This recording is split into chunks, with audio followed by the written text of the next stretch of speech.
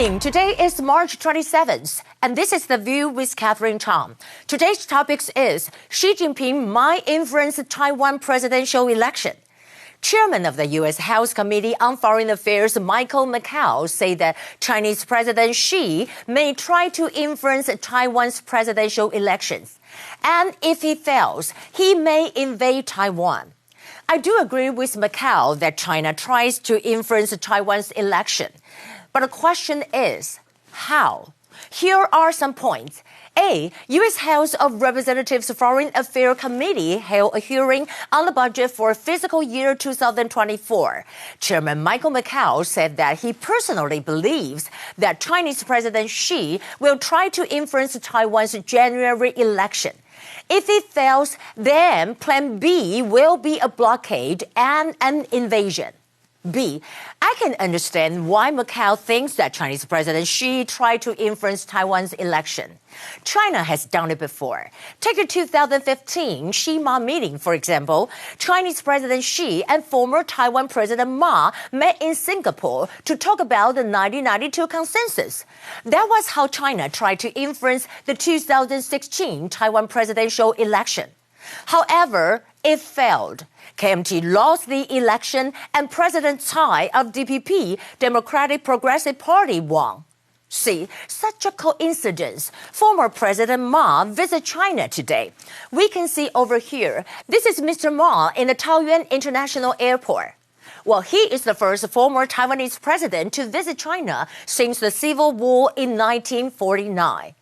Will Ma's visit to China influence the 2024 presidential election? Or I should say, does China try to influence the 2024 Taiwan presidential election? I think it does, but in a bitter way. Think about China's military threats. Chinese fighters repeatedly crossing the median line of the Taiwan Strait. So I think former President Ma's visiting China will have a negative impact on the KMT's candidate. I wonder what Mr. Ma will say in his speech in the Zhongshanling, the mausoleum of Dr. Sun Yat-sen in Nanjing on March 28th. Here are the top stories. Today, we have less than 10,000 domestic cases. First, I want to talk about Czech delegation met with President Tsai today. Despite warnings from China, more than 160 Czech delegates arrived in Taiwan. We know that Czech Chamber of Deputy Speaker Admova say that direct flights between Prague and Taipei is an important step to promote bilateral cooperations and tourism. And President Tsai said that we intend to strengthen the bilateral ties with the Czech Republic. In addition, President Tsai leads delegation to visit Guatemala and Belize, stopping over the United States. President Tsai will visit Guatemala and Belize starting from March 29th to April 7th and stop over in New York and Los Angeles.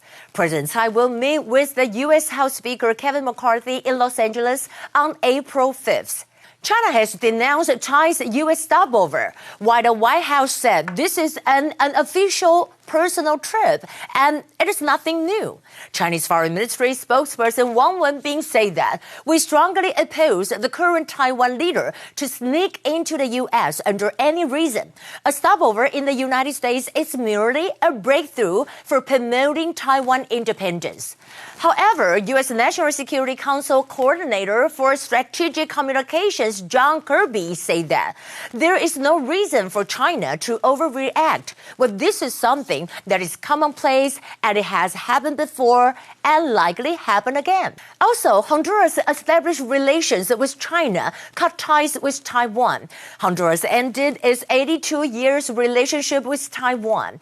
And Taiwan's foreign minister Joseph Wu accused Honduran government of requesting billions of dollars from Taiwan. It includes $2.45 billion US dollars to build a hospital and a dam, and also to write off the $600 million US dollars debt owed to Taiwan.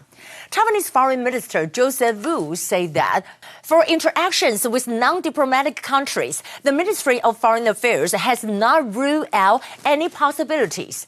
It seems that Taiwan openly declares its amenability to dual recognition. 双重承认. President Tsai said that we won't play the pointless diplomatic money game with China.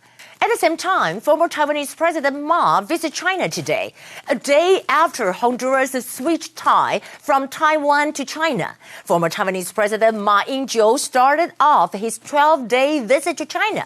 Ma's China trip angered the leading party, DPP, and the opposition party, NPP legislators. Protesters gathered in the Taoyuan International Airport, criticizing Ma as kneeling down to China. In the end, I want to share with you that Bo-Out Forum will be held on March 28th. We know that Singapore's Prime Minister Lee Hsien Loong arrived in Guangzhou today. He will give a speech at the Bo-Out Forum for Asia annual conference in Hainan. He will meet with Chinese President Xi in Beijing. Well, that will be the view for today. Today is Monday. I hope you all have a nice Monday. This is The View with Catherine from Taipei, and I'll see you again.